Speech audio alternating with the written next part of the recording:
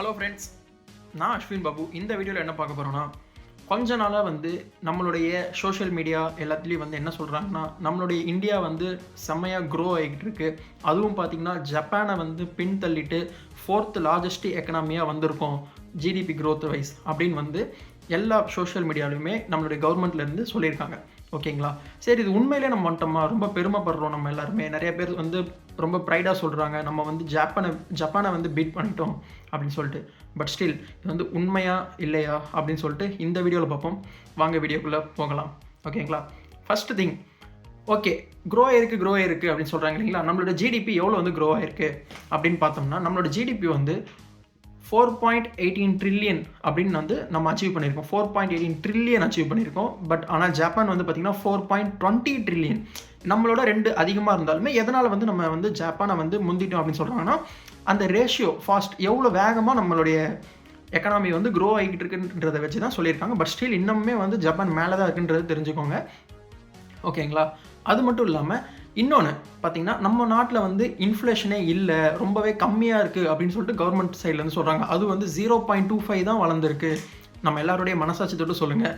உங்கள் வீட்டில் எல்லாருமே பால் வாங்குகிறோம், போய் மாவு பாக்கெட் வாங்குகிறோம், என்னென்னமோ பொருள்லாம் போய் வாங்குகிறோம் இல்லைங்களா? நார்மலாக அன்றாட ஒரு மளிகை கடையில் போய் நம்மளால் என்னென்ன வாங்க முடியுமோ அதெல்லாம் முன்னாடி இருந்த மாதிரி தான் இப்போயும் விலை இருக்கா சொல்லுங்கள்? ஒரு நார்மலாக போய் டீ குடிக்கிறோம், 8 ரூபா 10 ரூபாவில் இருந்துச்சு, இப்போ 15 ரூபா ஒரு டீ இல்லைங்களா? ஸோ ஃபார் எக்ஸாம்பிள், இந்த சின்ன விஷயத்துலேருந்து பெரிய விஷயம் வரைக்குமே நீங்கள் யோசிச்சு பாருங்கள். ஒரு 2-3 வருஷத்துக்கு முன்னாடி பெட்ரோல் விலை என்ன இருந்துச்சு, இப்போ என்ன இருக்குது அப்படின்னு சொல்லிட்டு எல்லாமே பாருங்கள். ஸோ எவ்வளோக்கு எவ்வளோ இன்ஃப்ளேஷன் அதிகமாக இருக்குன்னு நம்ம எல்லாருக்குமே தெரியும். நம்ம போயிட்டு வெளில போயிட்டு ஒரு நாள் வெளில போய் டைம் ஸ்பெண்ட் பண்ணிவிட்டு வரோம் அப்படின்னா, நம்ம யூஸ்வலாக ஒரு 200 to 300 ஆகுமா?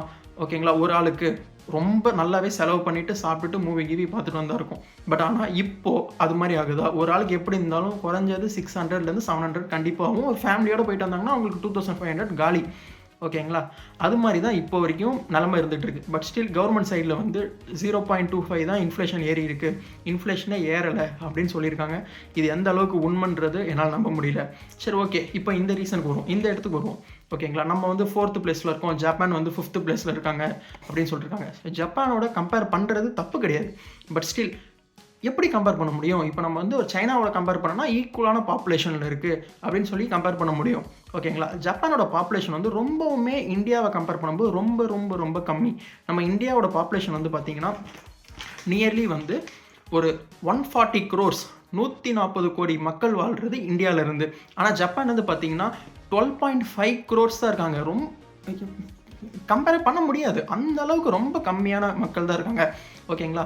பர் கேபிட்டா இன்கம் வைஸ் நம்ம ஜிடிபியை கால்குலேட் பண்ணோம் அப்படின்னா நம்ம ரொம்பவே பின்தங்கி இருக்கோம் ஜப்பானை கம்பேர் பண்ணும்போது. ஃபார் எக்ஸாம்பிள், ஜப்பானில் இருந்து ஒரு பர்சன் ஒரு வருஷத்துக்கு எவ்வளோ சம்பாதிக்கிறாங்கன்னா 28 லட்சம் சம்பாதிக்கிறாங்களாம். ஒரு வருஷத்துக்கு 28,22,000 சம்பாதிக்கிறாங்க ஒரு வருஷத்துக்கு. அப்படின்னா ஒரு மாதத்துக்கு கணக்கு பார்த்தீங்கன்னா 2.35 lakhs. ஓகேங்களா? 2.5 லட்சத்துக்கிட்ட, அரௌண்ட் 2.5 லட்சத்துக்கிட்ட ஒரு பர்சன் ஒரு மாதம் சம்பாதிக்கிறாங்க. ஆனால் நம்ம ஊரில் கம்பேர் பண்ணி பாருங்கள். நம்ம ஊரில் எல்லோரும் மாதம் 2.5 லட்சம் சம்பாதிக்க முடியுமா? நம்ம ஊரில் இருந்துக்கிட்டு கண்டிப்பாக வாய்ப்பே இல்லை. சில பேர் சம்பாதிப்பாங்க, நான் இல்லைன்னு சொல்ல. பட் ஸ்டில் எவ்வளோ பேரால் 2.5 லட்சம் சம்பாதிக்க முடியும்? ஏன்னா நம்ம ஊரில் மாத வருமானம் ஒரு பர்சனுக்கு பார்த்திங்கன்னா 20,000 தான் இருக்குது. ஓகேங்களா? அது ரொம்பவே ஜப்பானை கம்பேர் பண்ணும்போது ரொம்ப ரொம்ப கம்மி. ஸோ அங்கே பார்த்திங்கன்னா எவ்வளோ இன்ஃப்ராஸ்ட்ரக்சர்ஸ் இருக்குது, எவ்வளோ ரோட்வேஸ் இருக்குது, எப்படி டெவலப் ஆனது அது அப்படின்னு பார்த்திங்கன்னா, அங்கே பார்த்திங்கன்னா மெயினாக பார்த்திங்கன்னா எஸ்பெஷலி ட்ரெயின் அவ்வளோ லோக்கல் எல்லாமே ஃபெசிலிட்டியாக இருக்கும். நீங்கள் ஒரு இடத்துலேருந்து இன்னொரு இடத்துக்கு உங்களுடைய ஓன் ப்ரைவேட் இதுதான் யூஸ் பண்ணணும்னு கிடையாது, பப்ளிக் டிரான்ஸ்போர்ட் யூஸ் பண்ணால் அவ்வளோ சூப்பராக இருக்கும். ஃபஸ்ட்டு ஜப்பான்லேருந்து கண்டுபிடிச்சது பார்த்திங்கன்னா இருக்கிறதுலே ஃபாஸ்டஸ்ட் ட்ரெயின் அவங்க தான் கண்டுபிடிச்சாங்க. ஓகேங்களா? 370 கிலோமீட்டர் ஸ்பீடு வரைக்கும் போகும் புல்லட் ட்ரெயின். ஓகேங்களா? அரௌண்ட் 320 கிலோமீட்டர் ஸ்பீடு போகும் புல்லட் ட்ரெயின். பட் ஆனால் நம்மளுடைய இப்போ வரைக்கும் இருக்கிற ஃபாஸ்டஸ்ட் ட்ரெயின் பார்த்திங்கன்னா வந்தே பாரத்னு நம்ம எல்லாருமே சொல்கிறோம் இல்லைங்களா? அது 180 கிலோமீட்டர் ஸ்பீடு தான் போகும். ஸோ அந்த அளவுக்கு அவங்க ட்ரெயின் இதில் இருக்காங்க. அது மட்டும் இல்லாமல் அவங்களோட இது பார்த்திங்கன்னா இது ரொம்பவே எனக்கு ஃபன்னியாக இருந்தது. இது வரைக்கும் அந்த ட்ரெயினை 1 மினிட் தான் எப்போவுமே டிலே ஆகுதான். ஒரு டிலே அப்படின்னா 1 மினிட் மட்டும்தான் டிலே ஆகுது. பட் ஆனால் நம்மளுடைய ட்ரெயின் நம்ம ஊரில் பார்த்திங்கன்னா ட்ரெயின் கேன்சல் கூட நிறைய டைம் ஆகும் இல்லைங்களா? ஸோ அந்த மாதிரி தான் இருந்துகிட்ருக்கு. அது இல்லாமல் ஜப்பானோடைய ட்ரெயின் ஆக்சிடெண்ட் நம்ம எடுத்துப்போம், ஓகேங்களா. ரோடு ஆக்சிடெண்ட் அடுத்து பார்க்கலாம். ட்ரெயின் ஆக்சிடெண்ட் வந்து பார்த்திங்கன்னா இருக்கிறதுலே வந்து இப்போ வரைக்குமே ஸ்டார்டிங்லேருந்து இப்போ வரைக்கும் பார்த்திங்கன்னா ஒரு 500லேருந்து 700 ட்ரெயின் ஆக்சிடெண்ட் தான் ஆகியிருக்கு. பட் ஆனால் நம்மளுடைய இந்தியாவில் வந்து பார்த்திங்கன்னா 24,000 ட்ரெயின் ஆக்சிடெண்ட் ஆகிருக்கு இப்போ வரைக்கும், ஓகேங்களா. ஸ்டில் இதுலையுமே வந்து பார்த்திங்கன்னா பாப்புலேஷனுடைய ஒரு ரோல் ப்ளே பண்ணும். பட் ஸ்டில் நான் இதுவும் சொல்கிறேன், அவ்வளோ பேர் இறந்துருக்காங்க. இதே மாதிரி பார்த்திங்கன்னா டெத்து வந்து இது வரைக்கும் 300 பேர் தான் ட்ரெயின் ஆக்சிடெண்ட்டில் இறந்துருக்காங்க. எதுலன்னு பார்த்தீங்கன்னா ஜப்பானில். பட் ஸ்டில் அந்த 300 பேருமே பேசஞ்சர்ஸ் கிடையாது, வேற ஒரு வழியாக ஒரு குறுக்க வந்தவங்களோ அந்த மாதிரி வந்து இறந்தவங்க தானே தவிர இந்த மாதிரி பேசஞ்சர்ஸ் இது வரைக்கும் இறந்ததே கிடையாதுன்னு சொல்லியிருக்காங்க. அதுவும் இல்லாமல் இந்த 300 பேருமே வந்து ட்ரெயினோட செக் பண்ணும்போது, கன்ஸ்ட்ரக்ஷன் பண்ணும்போது, ஸோ ட்ரெயின் பேஸ் பண்ணி இறந்தவங்களோட எண்ணிக்கை மட்டும்தான் 300. ஆனால் நம்மளோட இதில் வந்து 22,000 பேர் இறந்துருக்காங்க ட்ரெயின் ஆக்சிடெண்ட்டில் மட்டுமே.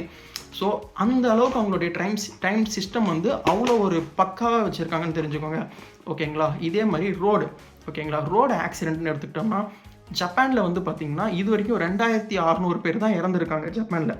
பட் ஸ்டில் இப்போ வந்து நம்ம இந்தியா பக்கம் வருவோம். நமக்கு தெரிஞ்சே நம்மளுடைய அன்றாட வாழ்கிற மக்கள் எல்லாருமே உங்கள் தெருவில் யாராச்சும் ஒரு பார்த்திங்கன்னா அந்த வீட்டில் ஒரு ஆக்சிடெண்ட் ஆகிருக்கு, இந்த வீட்டில் ஒரு ஆக்சிடெண்ட் இருக்குது, அவ்வளோ ஆக்சிடெண்ட் ஆனிச்சுன்னா உங்கள் வீட்டில் மட்டும்தான் ஆக்சிடெண்ட்டா, எங்கள் வீட்டில் ஆக்சிடெண்ட் இருக்குது அப்படி பேசுகிற அளவுக்கு ஸோ அவ்வளோ ஆக்சிடெண்ட்ஸ் இருக்குது. இது வரைக்கும் பார்த்திங்கன்னா 1,77,000 பேர் ஆக்சிடெண்ட்டில் மட்டுமே இறந்துருக்காங்க. அப்போ யோசிச்சு பாருங்கள், இது வரைக்கும் நார்மலாக இந்த வீடியோ பார்க்குற எல்லாருக்குமே தெரிஞ்சிருக்கும், ஆக்சிடெண்ட்டில் அடிப்பட்டவங்க, ஆக்சிடெண்ட்டில் இறந்தவங்க கண்டிப்பாக அவங்க எல்லாருக்குமே ஒருத்தங்க தெரிஞ்சிருப்பாங்க இல்லைங்களா. அந்த அளவுக்கு ரோட் சிஸ்டம் இருக்குது, அந்த அளவுக்கு தான் நம்ம கவர்மெண்ட் வந்து நம்மளுடைய சிஸ்டமை வந்து கொண்டு போய்கிட்டு இருக்காங்கன்னு தெரிஞ்சுக்கோங்க. அதே மாதிரி வந்து பார்த்திங்கன்னா ரிவர்ஸ், ஓகேங்களா. இப்போ குடி தண்ணி எல்லாருக்குமே முக்கியம். நம்மளுடைய இந்தியாவில் நம்ம எல்லாருமே குடி தண்ணி கிணத்துலேருந்து மட்டும்தான் எடுக்கிறோமா, ரிவர்ஸ்லேருந்து மட்டும்தான் எடுக்கிறோமா, இல்லை ரிவர்ஸ்லேருந்து எடுத்தால் மட்டும் அந்த தண்ணி சுத்தமாக இருக்கா? யோசிச்சு பாருங்கள், நம்மளுடைய சரௌண்டிங்ஸில் எவ்வளோ ரிவர்ஸ் இருக்குது, ஓகேங்களா. ஒரு தண்ணி தேங்கி இருக்கும், அதெல்லாமே வந்து எவ்வளோ கண்டாமினேட் ஆகிருக்கு, அதோடைய ட்ரீட்மெண்ட் பண்ணிகிட்டு இருக்காங்களா, அந்த வாட்டர் ட்ரீட்மெண்ட் பண்ணிகிட்டு இருக்காங்களா? எதுவுமே கிடையாது இல்லைங்களா. இது வரைக்கும் ஜப்பானில் ஒரு ரிவர் கூட இந்த மாதிரி வந்து பொல்யூட் ஆனதே கிடையாது.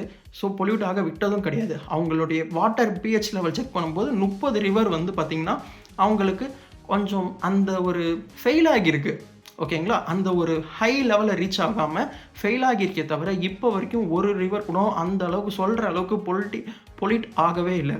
பட் ஆனால் நம்மளோட இந்தியாவில் வந்து பார்த்திங்கன்னா 279 ரிவர்ஸ் யூஸ் பண்ண முடியாத நிலமையில தான் இப்போ வரைக்குமே இருக்குது. அந்த அளவுக்கு பொல்யூஷனை ஃபேஸ் பண்ணிகிட்டு இருக்குது. ஏன்னா அங்கேயும் ஃபேக்ட்ரிஸ் இருக்குது, இங்கேயும் ஃபேக்ட்ரிஸ் இருக்குது.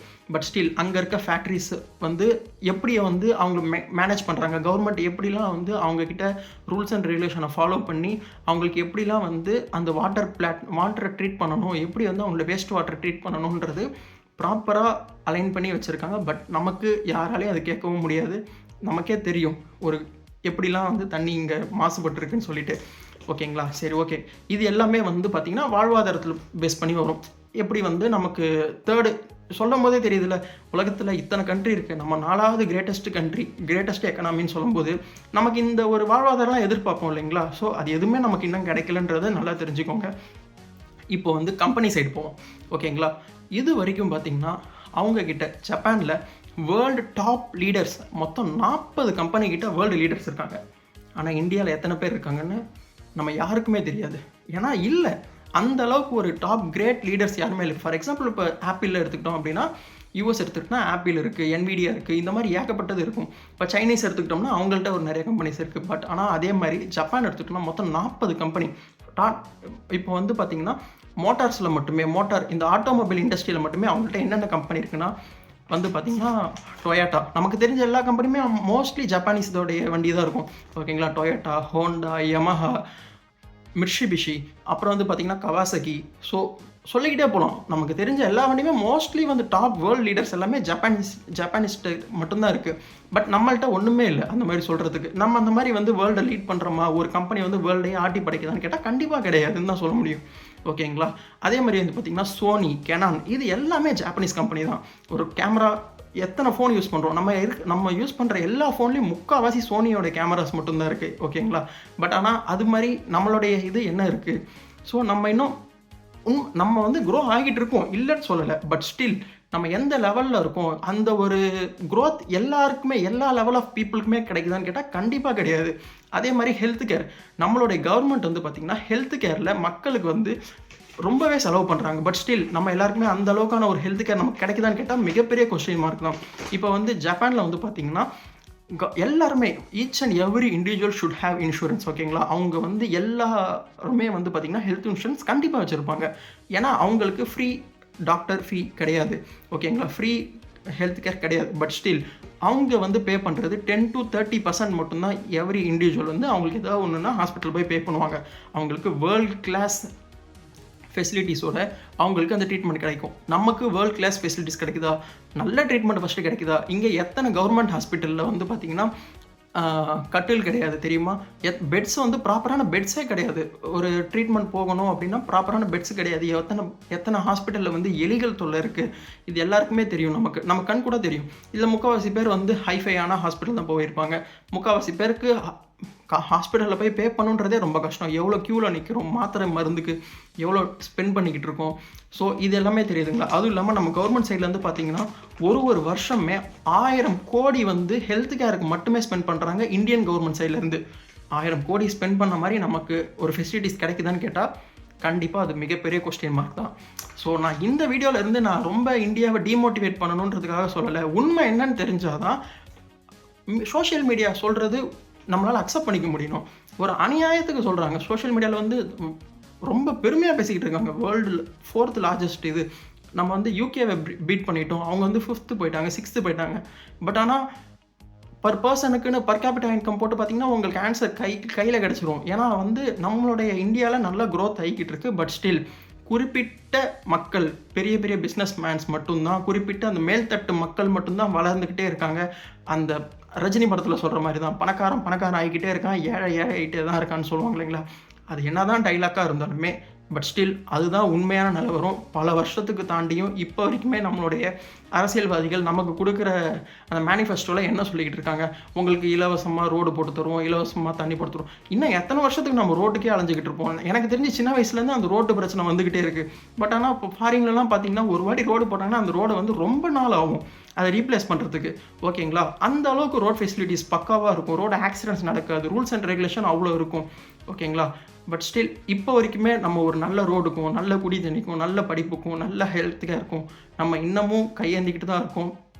கவர்மெண்ட் அதை ப்ராப்பராக எதுவுமே சொல்கிறது கிடையாது. நேற்று வீடியோவில் சொன்ன மாதிரி கண்டிப்பாக ஃப்ரீடம் ஆஃப் ஸ்பீச் எல்லாருக்குமே இருக்கணும். உங்களுக்கு ஒன்று தப்புன்னு தெரிஞ்சால் அதை நம்பாதீங்க, அதை எடுத்து கொஸ்டின் பண்ணுங்கள். ஓகேங்களா, ஸோ இப்போது ஓரளவுக்கு ஒரு டீசெண்டான இது தெரிஞ்சிருக்கும்னு நினைக்கிறேன். நம்ம எந்த ஸ்டேட்டில் இருக்கோம், ஐ மீன் எந்த லெவல் ஆஃப் வெல்த்து நம்ம இந்தியா வந்து அச்சீவ் பண்ணியிருக்குன்னு நமக்கு நல்லாவே தெரிஞ்சிருக்கும். ஓகேங்களா, இதே மாதிரி வேறு ஏதாவது கம்பேரிசன் வீடியோ வேணும்னா கமெண்ட் பண்ணுங்கள். நெக்ஸ்ட் வீடியோவில் பார்ப்போம். பை.